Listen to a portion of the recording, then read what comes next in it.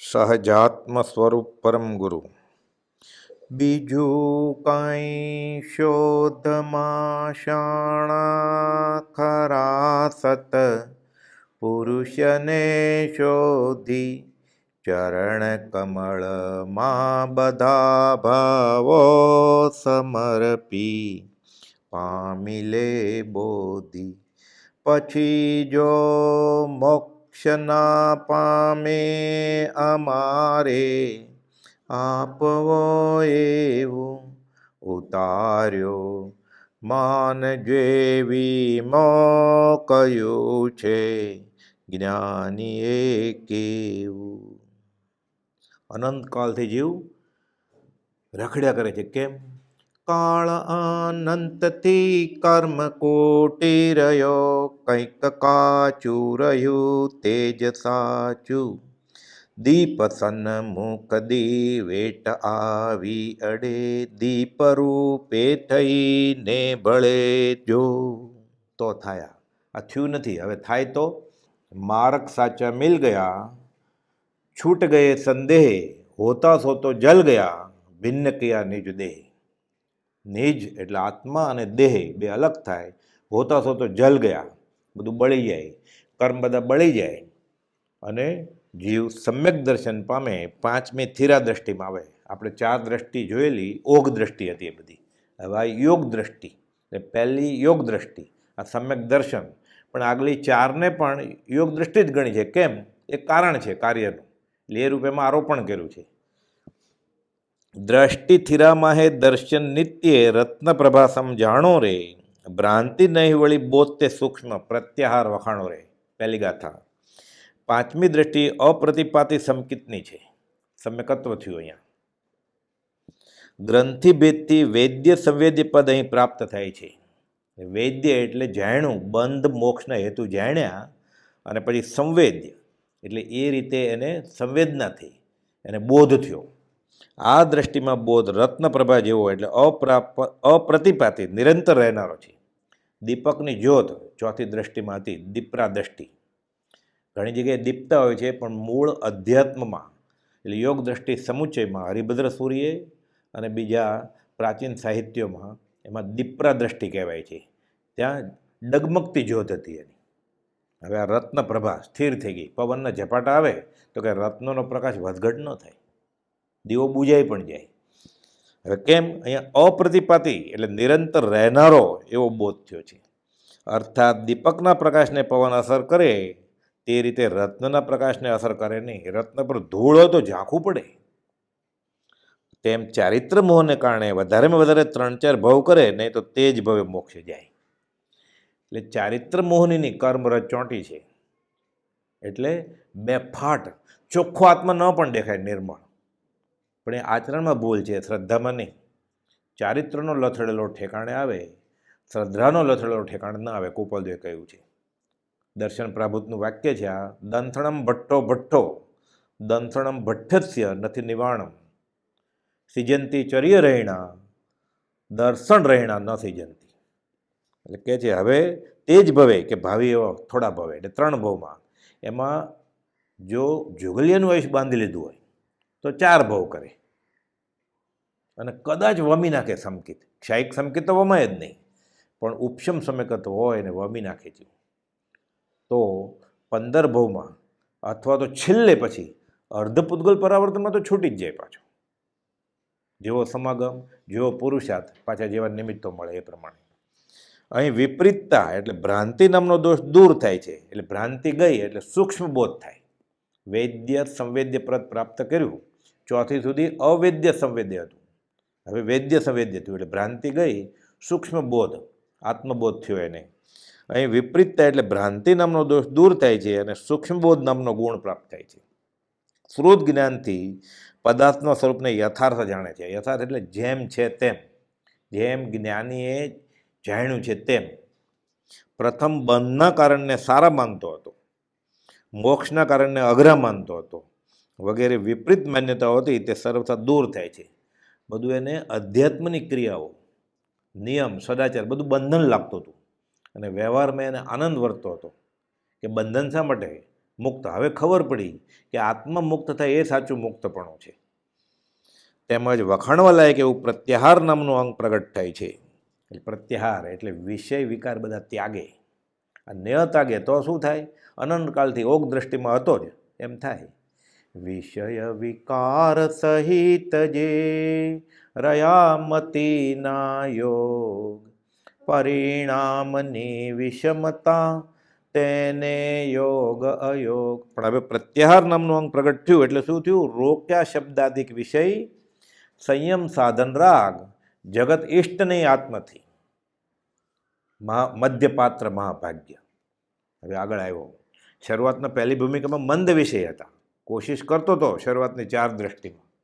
હવે રોક્યા એણે પ્રત્યાહાર ગુણ, અને વિષય કશાય જાય એટલે જીવ છૂટે. મણિરત્ન માળામાં શંકરાચાર્યએ આ જ કહ્યું છે કે બધોય કો યો વિષયાનુરાગી, કોવા વિમુક્ત વિષય વિરક્ત. જેને 5 ઇન્દ્રિયોના વિષય ગયા કશાય ગયા એ છૂટો. આગળ લખે છે એ ગુણ વીર તણોનો વિસારું સંભારું દિન રાત્રે. આ ભગવાન મહાવીરની આ દેશના આ ગુણ હું ક્યારે ભૂલીશ નહીં. કેમ? દિવસ રાત મને સાંભળે છે. કેમ? એણે શું કર્યું? પશુ ટાળી સુર રૂપ કરે જે સમકિતને અવદાત્રે. સમ્યક દર્શન થયું. પશુ જેમ જ જીવતો હતો એ. 5 ઇન્દ્રિયો પોષવી, ભોગ ઉપભોગના સાધનોમાં માચીને આયુષ પૂરું કરવું. આ તો પશુએ કહે, ખાય પીવે, વિષય વાસના ભોગવે, સંતાન પેદા કરે, મરી જાય, ફરીવાર જન્મે. તો પશુમાં અને માણસમાં ફરક શું? કુપોલ તો ત્યાં સુધી લખ્યું છે જો આ બધું સરખું ગણીએ અને એ રીતે માણસને મોટો ગણતા હોય આપણે તો વાંદરાને મહામાનવ કહેવો જોઈએ. એને એક્સ્ટ્રા પૂછડું એ છે જે માણસ પાસે નથી. એટલે એ નહીં, અહીંયા પશુત્વ ટળી ગયું. હવે પશુ ટાળી સુરરૂપ કરે છે, દેવરૂપ સુરરૂપ કરે છે સમકિતને અવદાત્રે. એ ગુણ રાજતણોનો વિસારું સંભારું દિન રાત્રે. અહીંયા કુપાવદેવ આવી રીતે અભ્યાસમાં જીવ પોતાને જે ભાવ આવે એ ત્યાં ઠાલવે. એક મુમુક્ષુએ આવી રીતે ચાલુ સભામાં બ્રહ્મચારીને પ્રશ્ન કર્યો કે અહીંયા લખ્યું છે એમ એ ગુણ વીર તણોનો વિસારું, અને એમ બોલે છે બધા એ ગુણ રાત તણોનો વિસારું, તો આશાત્મ ન થાય?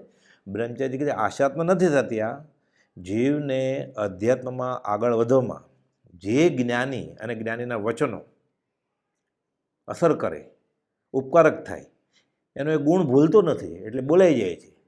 એને તો ઉપકારી મોટો. એટલે આશાતના કાંઈ નથી થતી. અનંત જ્ઞાનીઓએ આ જ કહ્યું છે. 436માં પત્રમાં ગોપાલદેવ શું કહ્યું? કે હું તીર્થંકરને નમસ્કાર કરું છું. શા માટે? તીર્થંકરે કહ્યું કે સત્પુરુષને વળાગે એટલે ગુરુ મેલી ગોવિંદ ભજે મીટે ન ગર્ભાવાસ. એ ગુણ રાત તણોનો વિસારું સંભારું દિન રાત્રે.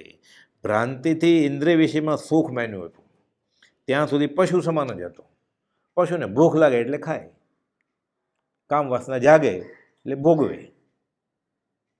આ રીતે આયુષ પૂરું કરે, ભેગું ભેગું કરે પરિગ્રહ. કૂતરો હાડકું આવ્યા કરે, એમાં સુખ નથી મળવાનું છતાં મનુષ્ય એ જ કરે. તો ફરક શું? વિવેકપૂર્વક વિચાર મળ્યો છે ને વાપરે નહીં તે પશુ તુલ્ય જ થયો ને. ઓલો વધારે ગુનેગાર થયો હતો. એ ટળીને હવે દેવ જેવો થયો.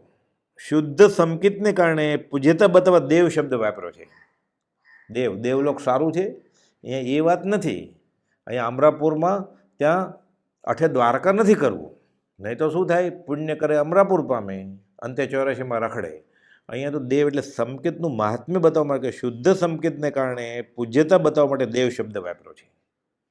અને બ્રહ્મચારીજી આગમની વાત અહીંયા ટાંકે છે કે ગણધર દેવ પણ સંકિતી ગમે તે વર્ણન હોય તેને દેવ કહીને બોલાવે છે. પત્ર સુધામાં એક પત્ર છે, બ્રહ્મચારીજી મોહનલાલજી મહારાજને દેવ દેવ કહીને સંબોધે છે.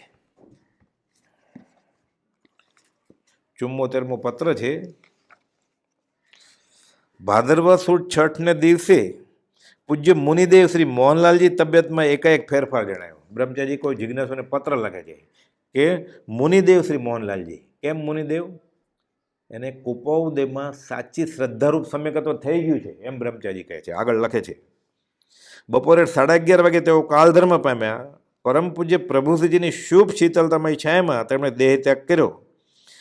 આગળ ફરીવાર લખે છે, પરમ કુપોવદેવના સાક્ષાત દર્શન કરેલા મોહનલાલજી મહારાજે અને પ્રત્યેક પુરુષનો બોધ સાંભળેલો અને દ્રઢ સત્તારૂપ અને દ્રઢ શ્રદ્ધારૂપ સમ્યકત્વ પામેલા એવા તે પૂજ્ય મુનિદેવ શ્રી આખી જિંદગી પૂજ્ય પ્રભુશ્રીજીના સહવાસમાં આજ્ઞાકીતપણે ગાળી. એટલે મુનિદેવ, એટલે દેવ શબ્દ શા માટે અહીંયા વાપર્યો? એ દેવલોકમાં તો જવાના છે, બરોબર, એને સમ્યકત્વ સહ દેહ છોડ્યો છે, એટલે સમાધિ મરણ કર્યું છે, એટલે પૂજનીય છે એ રીતે, એટલે એના ગુણને પૂજે છે. એટલે દેવ પશુ ટાળી જે સૂરરૂપ કરે, સમ્યક દર્શન થયું એટલે એ રીતે એ અપેક્ષાએ દેવરૂપ ગણાણું. દેવગતિ જ બંધાય અને તે અપેક્ષાએ પણ દેવ કહેવા યોગ્ય છે. સંકિત થાય પછી એને અધોગતિ ન હોય. કદાચ કોક જીવે સમ્યક દર્શન થયા પહેલાં એવું નિકાચિત કર્મ બાંધી લીધું હોય તો એ અપવાદ. બાકી સમકિતની વ્રતિ શ્રાવકને દેવગતિ હોય તો સમકિત સાથે તો કેવી ઉચ્ચ ગતિ હોય, ઉચ્ચ દેવલોકમાં જાય. એમ મનુષ્ય છતાં પ્રથમ પશુ સમાન હતો તે હવે દેવ સમાન થયો. તે શાથી થયું? તો કે નિર્મળ શુદ્ધ સમ્યક દર્શન થવાથી. શુદ્ધ સમકિતને અવદાત રહે. સમકિત થવામાં ઉપદેશની જરૂર છે, તેથી તે ઉપદેશદાતા વીર પ્રભુનો ઉપકાર, એટલે તે ગુણ વીર તણોનો વિસારો અને આ વિષમ કાળમાં તે વીર પ્રભુની ઓળખાણ કરનાર, મહાવીરને ઓળખાવનાર બીજા મહાવીર. એ તો ઓળખાય કેવી રીતે? પ્રથમ નમો ગુરુ રાજને, જેણે આપ્યું જ્ઞાન, જ્ઞાને વીરને ઓળખ્યા, ટેળ્યું દેહ અભિમાન. એ તે વીરની ઓળખાણ કરનારાથી સદગુરુદેવનો ઉપકાર મહાન છે એ વેદાય છે એને. અહો રાજચંદ્ર દેવ, રાત દિવસ મને રહેજો રટણ તમારું. મુંદાસે લખ્યું છે, અહીંયા આવ્યું સંભારું દિન રાત. આ વિસારું નહીં, રાત દિવસ સંભારું. ઐતિહાસિક ઘટના છે. સુણાવના મુંદાસ, સાવ નાની ઉંમર, 20 વર્ષ, ઘરેથી એ કાઢી મૂકેલા સાવકી માએ. ભક્તિ કરે, અંબાલાલભાઈ સાથેનો સત્સમાગમ નિમિત્ત થાય એને. સર્વસંગ પરિત્યાગી સાધુ વિહાર કરે, એની વૈયાબજમાં એ ચાલતા ચાલતા સુણાવથી ઠેઠ ખંભાત સુધી પહોંચી જાય અને આ રીતે અંબાલાલભાઈના સમાગમમાં આવ્યા. પછી તો કુપાલદેવના પત્રો વિશે ખબર પડી અને કુપાલદેવને દર્શન થયા. અહોભાવ ઉલસ્યો. ખાસ કંઈ ભણતર નહીં, પણ આખું કાવ્ય લખે છે. અહો રાજચંદ્ર દેવ, રાત દિવસ મને રહેજો રટણ તમારું. કુપાલદેવના ચરણમાં મૂકે છે.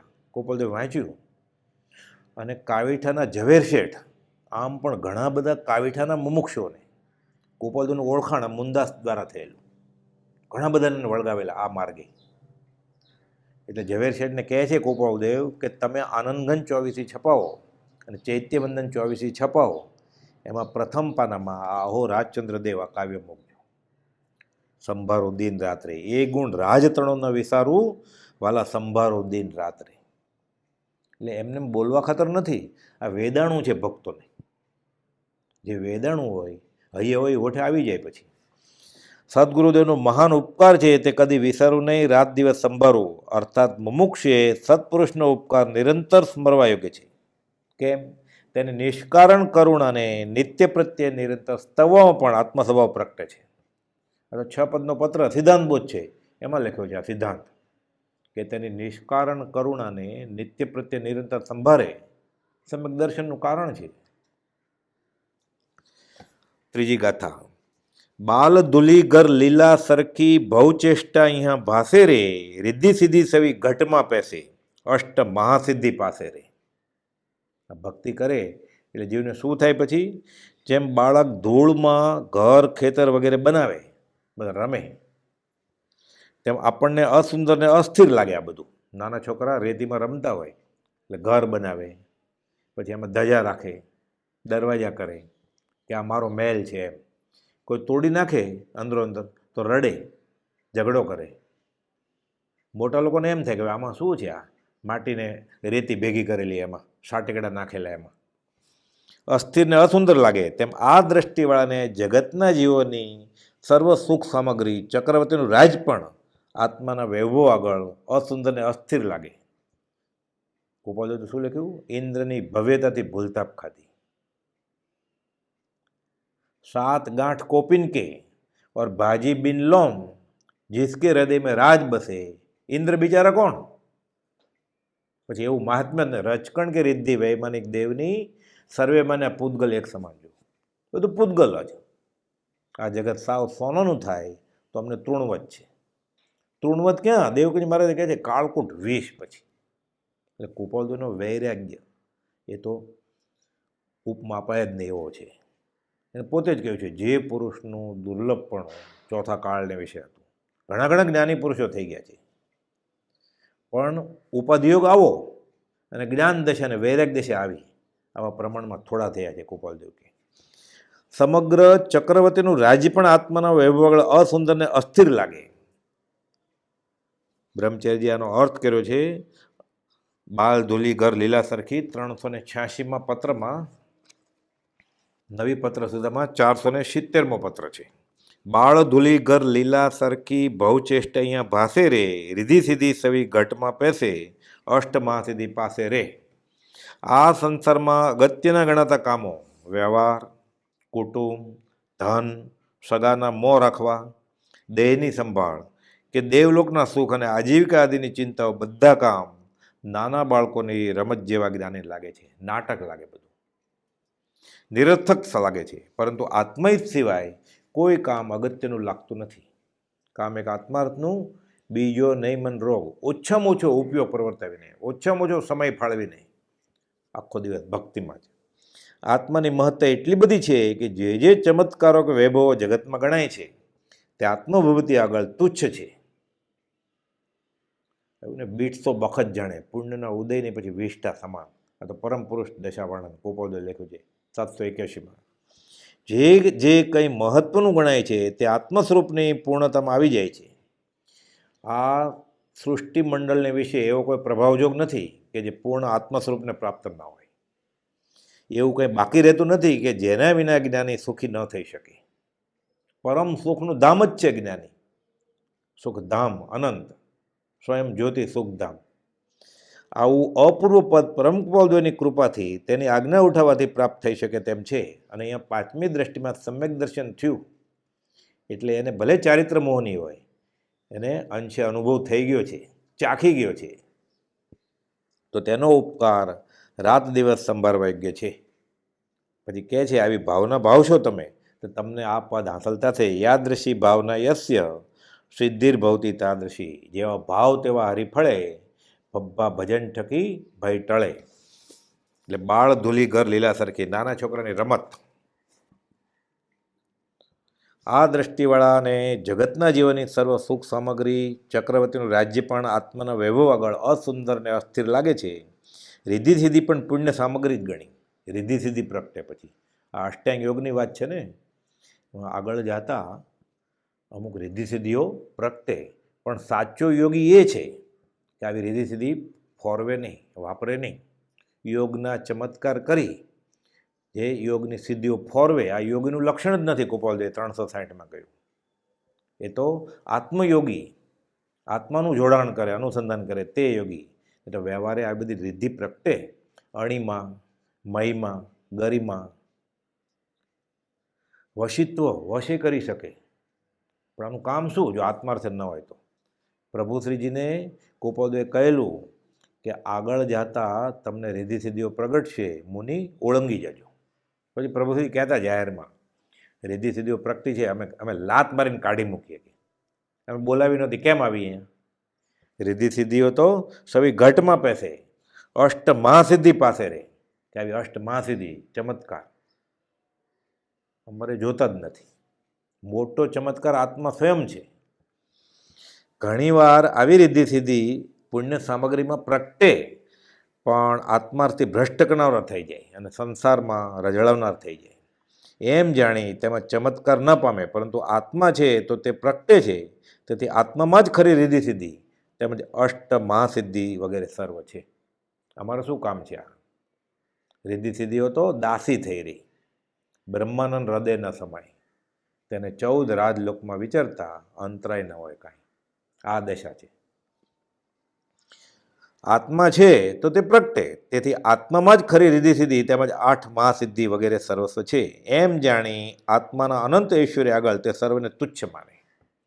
આત્માથી સૌહીન સકળ જગત તે એઠવાત અથવા સ્વપ્ન સમાન. એમાંથી કાંઈ પણ લેવું, કૃપાળુદેવે 832માં લખ્યું, કિંચિત માત્ર ગ્રહવું કે સુખનો નાશ. આ જગત સાવ સોનાનું થાય, અમારે તૃણ બરોબર. આત્મા સિદ્ધ સમાન છે તેની પ્રતીતિ થઈ પછી બાકી શું રહ્યું? ત્રિલોક્યપતિ, 3 લોકનો નાથ થાય પછી એનાથી હલકી વસ્તુ શા માટે ગ્રહણ કરે? શ્રુતના વિવેકથી બધા પદાર્થોને મૃગજળ જેવા, સ્વપ્ન જેવા અથવા ધૂળ જેવા જુએ. બાળ ધૂલી ઘર લીલા સરખી, એને નાટક લાગે, આ ભ્રાંતિ છે. પ્રકૃતિના ઉદયને પણ પોતાનું સ્વરૂપ ન માને. પોતાના તેમજ પરના આત્માને જળથી સર્વથા ભિન્ન આત્મા રૂપે જુએ. હવે ભિન્ન કિયા નિજ દેહ, આત્મા અને દેહ અલગ કરી નાખ્યા છે. કેમ? હોતા હોતો જલ ગયા, બધું બાળી નાખ્યું. ઓગ દ્રષ્ટિ નીકળી ગઈ, ભ્રાંતિ નીકળી ગઈ અને હવે સૂક્ષ્મ બોધ થયો છે. ચોથી કડી, વિષય વિકારેના ઇન્દ્રિય જોડે તે અહીંયા પ્રત્યાહારો રે. આપણે આવ્યું ને આગળ પ્રત્યાહાર, એટલે 5 ઇન્દ્રિયોના વિષયમાં એનું મન હવે જોડાય નહીં. બહારથી ખાતો પીતો દેખાય, એને રસ ન હોય. હવે સંસારે માંડ્યો હોય, કુટુંબ ચલાવતો હોય, પણ અહો સમદ્રષ્ટિ આત્મા કરે કુટુંબ પ્રતિપાળ, અંતર્ગત ન્યારો રહે જો ધાવ ખીલાવે બાળ. ધાવ માતા છોકરાને મોટું કરે, બેબી થિયેટરમાં મૂકે નહીં, એને પગાર આપતા હોય એટલે બરાબર એ રમાડે, એને ભણાવે, ખવડાવે, પીવડાવે, સાંજ સુધી રાખે, એની માં ન આવે ત્યાં સુધી. પણ મનમાં શું હોય એને?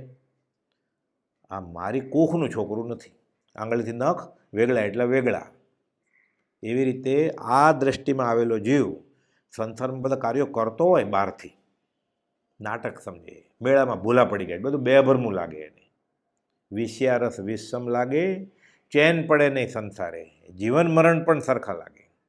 આતમપદ ચિંતે ત્યારે વિષય વિકારેના ઇન્દ્રિય જોડે તે અહીંયા પ્રત્યાહારો રે, કેવળ જ્યોતિ તે તત્વ પ્રકાશે, શેષ ઉપાય અસારો રે. એ રીતે સૂક્ષ્મબોધ થતાં સર્વ પદાર્થો તેને અસાર લાગે, આત્મા જ એક સારભૂત લાગે, તથા ઉપયોગ ઇન્દ્રિયોના વિષયોથી પાછો વળે આવે. તે આ દ્રષ્ટિનું પ્રત્યાહાર નામનું અંગ છે. બાહ્ય વસ્તુનું મહાત્મ્ય નથી, તેથી ઇન્દ્રિયોથી સંભળાય, દેખાય, ચખાય તેમાં ઉપયોગ લીન ન થાય. આ ગોપાળદેવે તો પોતાની દશા અશરીરી ભાવે જીવી રહ્યા છે, પણ કેવું થાય 255માં લખ્યું છે ગોપાળદેવે.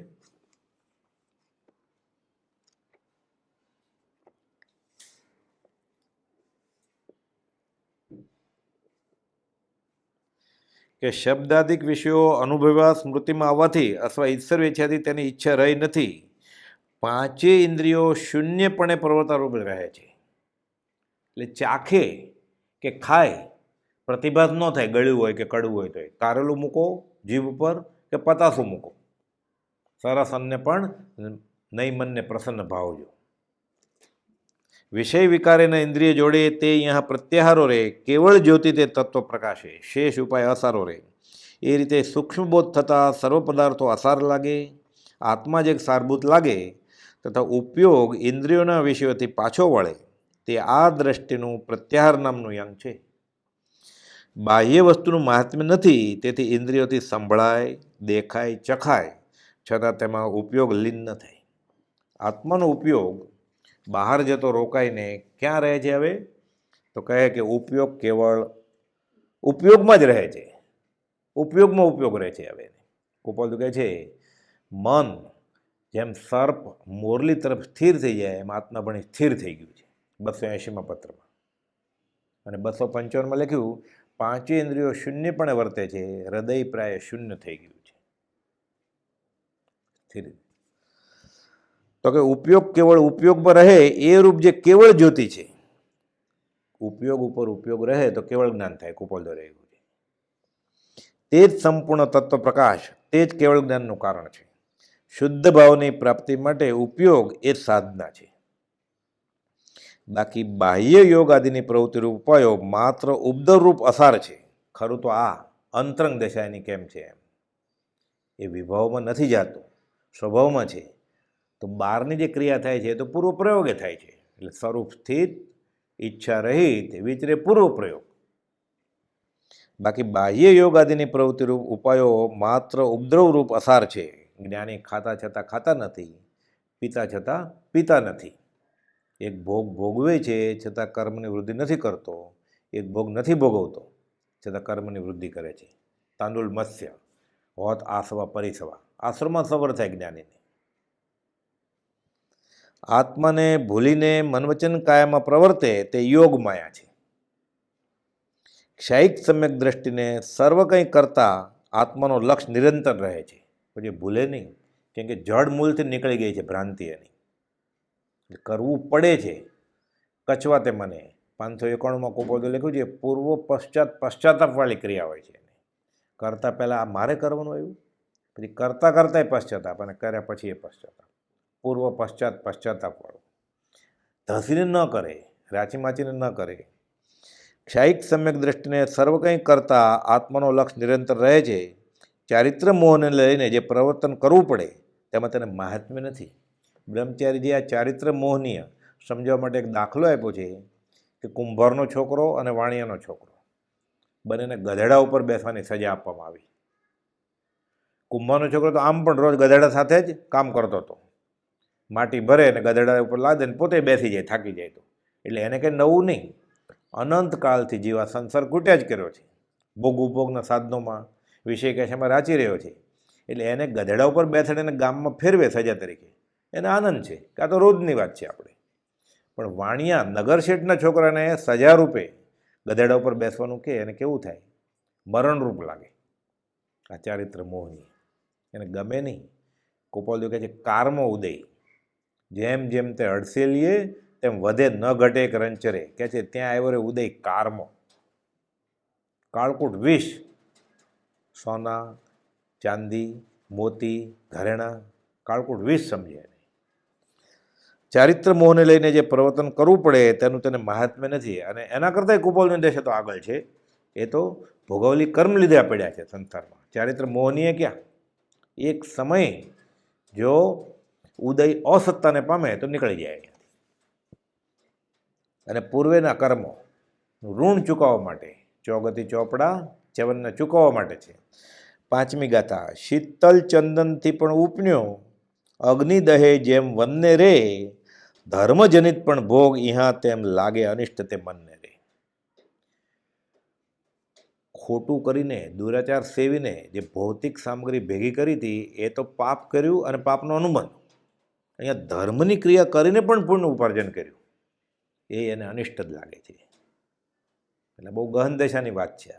અત્યારે સામાન્ય રીતે ધર્મની કોઈ પણ ક્રિયા કરાતી હોય તો ભૌતિક સુખની લાલસા કે ઈચ્છા માટે કરાતી હોય, કાં તો એવી માનતા માની હોય, એવું નિદાન તપ હોય, નિયાણું તપ હોય કે આ કામ સફળ થાય તો હું આમ કરીશ, કે જાત્રા કરીશ, કે સંઘ જમાડીશ, કે મને આટલા પૈસા મળશે તો હું ચાંદીનું છત્ર ધરાવીશ. એટલે કહે છે જેવી રીતે બાવના ચંદન અત્યંત શીતળ છતાં એના ડાળ ઘસાતા જે અગ્નિ પ્રગટ થાય તે આખા વનને બાળી નાખે. એમ કહેવાય છે કે ઉકળતું તેલ હોય, ઉકળી રહ્યું હોય, એમાં બાવના ચંદન થોડુંક નાખે તો શીતળ થઈ જાય. એ જે હોય તે આપણે તો ઉપદેશ બોધ લેવાનો છે કે બાવના ચંદન અત્યંત શીતળ છતાં એના ડાળખા એટલે બાંબુ એ વડવાનલ ઘસાય ને, પ્રગટે વડવાનલ બાંબુ ઘસાય એટલે પહેલાં તીખારો થાય, સૂકા પાંદડા સળગે, આખું વન પછી ભડકે બળે, બધા પશુએ હમાઈ જાય. એમાં મૂળમાં શીતળ છે એટલે શીતળ ચંદનથી પણ ઉપન્યો. અગ્નિ તો અગ્નિ જ છે. એટલે કહે છે જેવી રીતે બાવના ચંદન અત્યંત શીતળ છે તો એના ડાળ ઘસાતા જે અગ્નિ પ્રગટ થાય તે આખા વનને બાળી નાખે છે, તેવી રીતે ધર્મની આરાધનાથી પ્રાપ્ત થયેલ પુણ્યના ફળરૂપ 5 ઇન્દ્રિયના વિષય ભોગ, સાંસારિક સુખ આ દ્રષ્ટિવાળાને અનિષ્ટ લાગે છે. અનિષ્ટા મને પુણ્ય ઉદયમાં આવે તો વિષ્ટા, બનારસીદાસજી કહે છે 150 બખત માને. આ સમ્યક દ્રષ્ટિની દશા, 5મી દ્રષ્ટિ આવે એટલે જીવ અંશે ભગવાન જ થઈ ગયો. હમણાં આગળ આવશે. મૂળમાં પ્રાય શબ્દ છે. કેમ કે બધા સુખ અનિષ્ટ જ છે? ના, તીર્થંકર પ્રકૃતિ વગેરે સમ્યક દર્શે સહિત પુણ્ય બાંધેલું હોય તો ત્યાં અંતરદા ઉત્પન્ન થાય. કોપલે લખ્યું ને પ્રાય જગતના બધા જેવો દુઃખી છે. સ્થૂળ જ દેખાય જ છે, આધિ વ્યાધિને ઉપાધિ. પણ કદાચ એવું ન હોય તો ક્વચિત કોક જીવને બહારથી શાતા જણાય, પણ અંતરથી તો એ બી બળું થતો જ હોય. પણ તીર્થંકર નામક્રમ એવું છે, ઉત્કૃષ્ટ પુણ્યાનુબંધી પુણ્ય, કે ત્યાં અંતરદાહ પણ એ રીતે બળતો નથી. એટલે પ્રાય શબ્દ વાપર્યો, એકાંત ન બોલાય એટલે. પણ લગભગ જે સુખી માને છે જીવ વ્યવહારમાં, પૈસાથી સુખી, અધિકારથી સુખી, કુટુંબથી સુખી કે પરિવારથી સુખી. આ દુઃખના કારણ છે. વ્યવહાર અને પરમાર્થે પણ લક્ષ્મી, અધિકાર, કુટુંબ ને પરિવાર વધે તો શું વધે? ગોપાલદેવ કે સંસાર વધે તો શું થશે? નર દઈને હારી જશે. એટલે પરમાર્થે તો દુઃખી જ. અને વ્યવહારે જવાબદારી કેટલી એની? ગોપાલદેવે ચક્રવર્તીને ભૂંડની સરખામણી કરી છે. બહુ બેટા, બહુ બેટિયા, દો નારી ભરથાર. બહુ મોટું કુટુંબ ને, બેટા, બેટી, બે નારી, બે પત્ની. બહુ બેટા, બહુ બેટિયા, દો નારી ભરથાર. ઇનકો કોઈને મારીએ, મારી રહ્યો કીર્તાર. આ તો માર ખાવા માટે છે એને. 4 ગતિ 24 દંડક. છોકરા, છોકરી આ બધા ભેગા થાય છે ને, ઋણાનું બંધે થાય છે. બધા ઉઘરાણી આવ્યા છે. વાલું, વેરી, લેણું ને દેણું. 128 પત્રમાં કોપોદે લખ્યું ને, કઈ પ્રીતિ સાચી છે? રાગ દ્વેષ કરવો જ નથી. જેના વિના એક પળ પણ હું નહીં જોઈ શકું એવા કેટલાક પદાર્થો. પછી કાઉન્સમાં લખ્યું સ્ત્રી આદિક, સ્ત્રી માટે પુરુષ આદિક. એવું લાગે ને સુખનું કારણ છે મારે. પછી પાછું એમ બોલે વ્યવહારમાં, કેમ કે અનંતકાળથી આ ગાંઠ પડી ગઈ છે. એટલે ઓગ દ્રષ્ટિમાં છે. ભગવાનની દયાથી બધું બરોબર છે. ભગવાનની દયા એટલે તમારે લક્ષ્મી વધે, 2 ની 4 ફેક્ટરી થાય, અધિકાર વધે, સત્તા બહુ હાથમાં આવી જાય. મોટું કુટુંબ હોય ત્યારે સત્સંગ ભક્તિમાં જઈ જ નહીં શકો, સંસાર છોડી જ નહીં શકો. આ જ્ઞાનીની કૃપા છે. જ્ઞાનીની કૃપા શું છે? સમય માત્રના અનવકાશે સમસ્ત લોક સ્વરૂપસ્થ. આ જ્ઞાનીની ભાવના છે. એટલે સાચી ભક્તિ કરનાર જીવ સાચું ફળ પામશે તો કયું ફળ પામશે? આ છૂટવાનું. લક્ષ્મી, અધિકાર, કુટુંબ, પરિવાર વધે આ ધર્મનું ફળ નથી, અનુસાંગિક ફળ છે. એના માટે ધર્મ કરવાનો નથી, સેવવાનો નથી.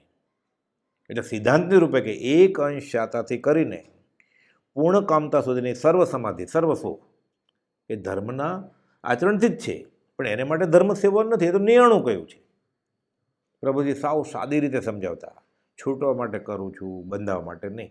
ભલે નાનામાં નાની ક્રિયા હોય તો પ્રાય બધી ધર્મની ક્રિયા, અનુષ્ઠાન બધા ભૌતિક ઈચ્છા સહજ કરાતા હોય, માનતાય મનાતી હોય. આ તો નિયાણું છે. વિતરાગના ધર્મમાં નિયાણું કરવાની મનાય છે. જય વિરાય સૂત્રમાં આવે છે ને, વારી જય જયવી વિરાય નિયાણ બંધમ તું સમય. એ વિતરાગ તારા શાસનમાં માગવાનું વાયરું છે. નિયાણું કરે ને શલાકા પુરુષ વાસુદેવ થાય પછી નરકે જાય. નિયાણનું આવું ફળ છે. એટલે જીવ આજે સમજી ગયો છે, હવે સમ્યક દર્શન થઈ ગયું છે, એને ધર્મજનિત પણ ભોગ એને અનિષ્ટ લાગે છે. હવે સાચી સમજણ આવી ગઈ છે, સૂક્ષ્મ બોધ થયો છે. નહીં તો સૂક્ષ્મ બોધ ન હોય તો એમ ન જોઈએ ભગવાનની દયાથી, આદિનાથ દાદાની દયાથી બધું બરોબર છે. અમારે છોકરી છૈયા, છોકરો પરદેશ ગયો છે, છોકરાને ઘરે છોકરો થયો છે, નવો બંગલો લીધો છે, તીર્થંકર આ સંસાર વધારી દે. 98 પુત્રો ઋષભનાથ ભગવાન પાસે લેવા ગયેલા ન્યાય કે મોટો ભાઈ દાદાગીરીથી અમારી જગ્યા જે તમે અમને આપી છે, હકની જગ્યાએ લઈ લે છે, અમે માલિક છીએ. ગોપાલદેવ કહે છે 98ને મૂંડી દીધા, સાથે લઈ ગયા મોક્ષે. એટલે તીર્થંકર પ્રકૃતિ વગેરે સમ્યકદર્શ સહિત બંધાયેલું પુણ્ય એટલો અંતર્દા ઉત્પન્ન કરતું નથી. બાકી બધી સુખની સામગ્રી બધી એવી જ છે. ઉત્તમ મુઆ ચાંડાલુઆ ભૂપ કીડો મેં ગયા. પૂર્ણ કરે, તપ કરે એટલે પુણ્ય બંધાય. તપેશ્વરી રાજેશ્વરી, રાજેશ્વરી નરકેશ્વરી. પાછું સમ્યક દ્રષ્ટિ દેવલોકમાં પણ પ્રમાદી રહેતા નથી. એટલે એ રીતે સુખી કયા સારા નિમિત્ત મેળવે છે. એટલે એ રીતે સમ્યક દર્શન છે તે દુઃખમાં પણ શાંતિ આપે છે. અને કદાચ નિકાચિત કર્મને લીધે અધોગતિએ જવું પડે. શ્રેણિક રાજા અધોગતિમાં છે, ત્યાં પણ સમકિત નામની દેવી વસેલી છે. એટલે સમતાથી બધા કર્મની નિર્જરા કરે પછી અને ચોખ્ખા થઈને આવે અને તીર્થંકર પુણ્ય પ્રકૃતિ લઈને પછી તીર્થંકરતા છે મહાપદ્મ નામના. આ દ્રષ્ટિવાળા ઉત્કૃષ્ટ પુણ્યને પણ ઈષ્ટ માનતા નથી. 9મા ગ્રહવિવેકમાં જાય 33 કરોડ કોટી સાગરો પર પછી પાછા રખડે તો અનંતકાળથી આ જીવ ફરે જ છે. આપણે ઉદ્ગલ પરાવર્તનમાં જોયેલું તે દેવલોકમાં જઈ આવ્યો હોય પછી અત્યારે ક્યાં યાદ છે. અને યાદ હોય તો શું વધારે દુઃખી થાય કે આવું સુખ હતું. હવે આટલા બંગલા હતા, આટલી દેવી હતી, આટલું આયુષ્ય હતું, નિરોગી શરીર હતું, તો હવે એનું શું? એટલે આ બધી કલ્પના જ થઈ ને માત્ર. આ દ્રષ્ટિવાળા ઉત્કૃષ્ટ પુણ્યને પણ ઇષ્ટ માનતા નથી. સંસારના સુખ દુઃખ બંને સમાનપણે અસાર માને છે. સુખ સમયમાં છકી ન જવું, દુઃખમાં હિંમત ન હારવી, સુખ દુઃખ સદા ટકતા નથી એ નીતિ ઉરે આણવી. માત્ર એને કલ્પના હતી એટલે એવું લાગતું હતું અનુકૂળ કલ્પના એમાં સુખ અને પ્રતિકૂળ કલ્પના એમાં દુઃખ ભાસતું હતું. હકીકતમાં બે કલ્પના જ છે. અને ગોપાલ લખ્યું છે વિચારવાન પુરુષે આ કરવી યોગ્ય નથી. 459 તો ગોપાળે લખ્યું છે કે આ સુખમાં લેપાઈ ન જાય. કે પરમાર્થ માર્ગનું લક્ષણ એ છે, 459મો પત્ર, પરમાર્થ માર્ગનું લક્ષણ એ છે કે અપરમાર્થને ભજતા હજી બધા પ્રકારે કાયર થયા કરે. છૂટવાની વાત છે ના. તો કહે છે સુખે અથવા દુઃખે, દુઃખમાં કાયરપણું કદાપી બીજા જીવોનું પણ સંભવે છે, પણ સંસાર સુખની પ્રાપ્તિમાં પણ કાયરપણ, તે સુખનું અણગમવાપણું, તે સુખમાં નિરસપણું પરમાર્થ માર્ગી પુરુષને હોય છે. આ સાચો મુમુક્ષુ, સાચો વિચારવા. આ દ્રષ્ટિમાં આવ્યા પછી ધર્મજનિત પણ સુખ લાગે અનિષ્ટ તે મનને રહે. આગળ લખ્યું છે તેવું નિરસપણું જીવને પરમાર્થ જ્ઞાને અથવા પરમાર્થ જ્ઞાની પુરુષના નિશ્ચય થવું સંભવે છે. કિત્સો કનક જાકે, નીચ તો નરેશ પદ, રાજગાતીએ નીચ પદ સમજે અને સોનાને કાદવ સરખું. બીજા પ્રકારે આવું થવું સંભવતું નથી. પરમાર્થ જ્ઞાને અપરમાર્થરૂપ એવો આ સંસાર જાણી પછી તે પ્રત્યે તીવ્ર એવો ક્રોધમાન મયલોપ કરે પણ કોણ? એને ક્લેશી ક્યાંથી થાય? આખો સંસાર આ કુટુંબરૂપી કાજળની કોટડી છે. એટલે સુખ દુઃખથી ઉપરાંટા થઈ જાય, ઉદાસીન ભાવે જીવે, પછી દ્રષ્ટા ભાવે બધું જોયા કરે. એટલે કુપાલદેવ લખ્યું છે 170મા પત્રમાં કે આ દશાવાળો જીવ પછી એને શું છે? ઠરી જવું છે આત્મામાં, તન્મય આત્મયોગમાં જ પ્રવેશ છે, ત્યાં જ ઉલ્લાસ ને ત્યાં જ યાતના છે. પછી એને બીજું કાંઈ જોતું જ નથી. એને તીર્થંકર નથી થવું. તો પછી તીર્થંકર તો પુણ્યાનુબંધી પુણ્ય ઉત્કૃષ્ટ પ્રકૃતિ થઈ, પણ તીર્થંકરે કર્યું એ બધું કરી લીધું. એને સમજાઈ ગયું કે છેલ્લે શુદ્ધ સહજ આત્મ સ્વરૂપમાં લીન થવાનું છે, એ રૂપ થઈ જવાનું છે. તો આ એક કર્મ જ છે, એક ભલે ઉત્કૃષ્ટ છે, એ નથી જોતું. એટલે કુપાલદેવ કે તીર્થંકરે કર્યું એ બધું કરવું છે, કર્યું છે, તીર્થંકર થવા ઈચ્છા નથી. 170માં લખ્યું. હે છઠ્ઠી કડી, અંશે હોય ઇહા અવિનાશી, પૂદગલ જાલ તમાસી રે, ચિદાનંદ ઘન સુયશ વિલાસી, કેમોય જગનો આશી રે. અંશે હોય યહાં અવિનાશી એટલે સર્વ ગુણાંશ સમ્યકત્વ, ઇન પાર્ટ, અંશે.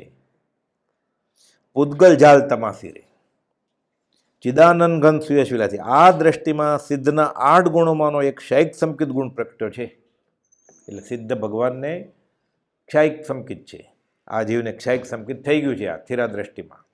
તેથી સિદ્ધનું અવિનાશી સ્વરૂપ અંશે પ્રાપ્ત થઈ ગયું છે. પછી બધા અતિશયોને એવું ભલે ન પ્રગટ્યું હોય, પણ આ મૂળ ગુણ સંકિતનું 99.99% કામ થઈ ગયું છે. અવિનાશી સ્વરૂપ અંશે પ્રાપ્ત થયું છે. પૂદગલની રત્નાને બાજીગરની બાજી જેવી જાણે છે. હવે આ બધી પૂદગલ રત્ના કારમીજી, હવે એમાં એને રસ ન આવે. પૂદગલ અનુભવ ત્યાગથી કરવી જસુ પ્રતીત મિત. જસુ પ્રતીત આત્માની પ્રતીતિ કેવી રીતે થાય? પૂદગલ અનુભવને ત્યાગે તો. એટલે કહે છે પૂદગલની રત્નને બાજીગરની બાજી જેવી જાણી તેનો દ્રષ્ટા રહે છે. જેને ચેતનનો આનંદ સમજાયો છે તે જગતની જળ વસ્તુની આશા કેમ રાખે? પત્ર સુધામાં 699માં આનો અર્થ કર્યો છે બ્રહ્મચારીજીએ.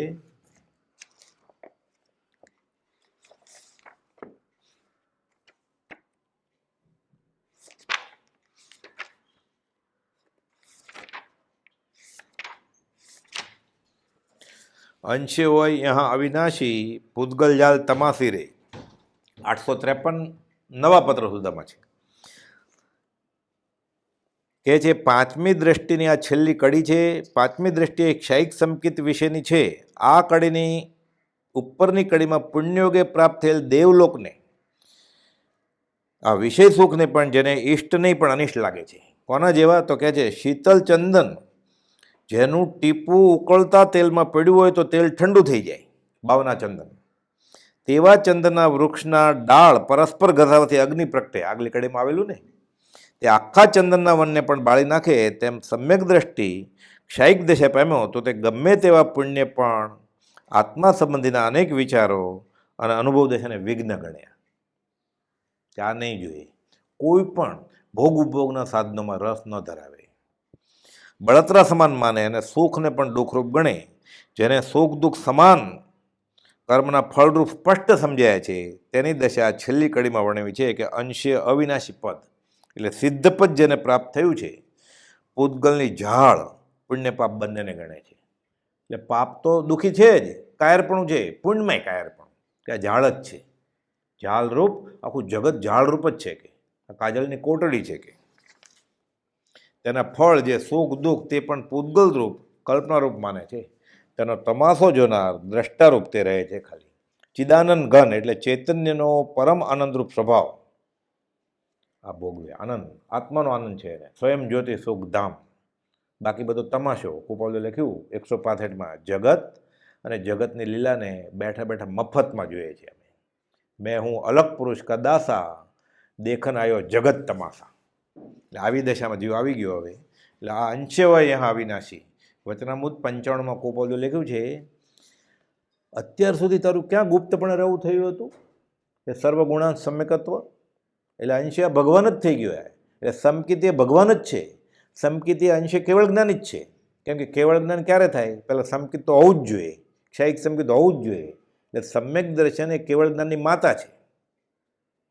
અને સમ્યક દર્શન કોણ અપાવડાવે? ગુરુ, સત્પુરુષ. એટલે ગુરુ એ સમ્યક દર્શનની માતા છે. એટલે સદગુરુ પદ મેં સમાતે અર્યંત આદિપદ સર્વ. આ દ્રષ્ટિમાં સિદ્ધના 8 ગુણોમાંનો એક ક્ષયિક સંકિત ગુણ પ્રગટ્યો. તેથી સિદ્ધનું અવિનાશી સ્વરૂપ અંશે પ્રાપ્ત થયું.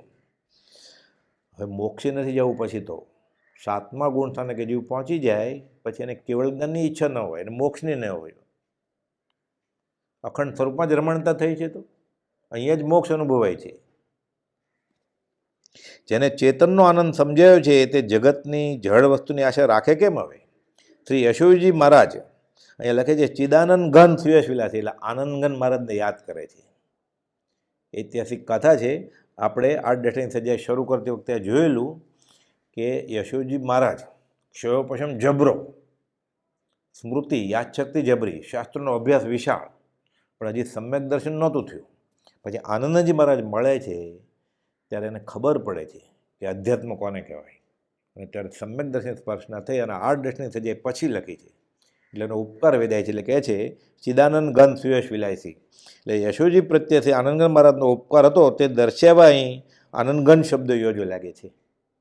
ઉપકારિકો નહીં વિસરીએ એ ધર્મ અધિકાર.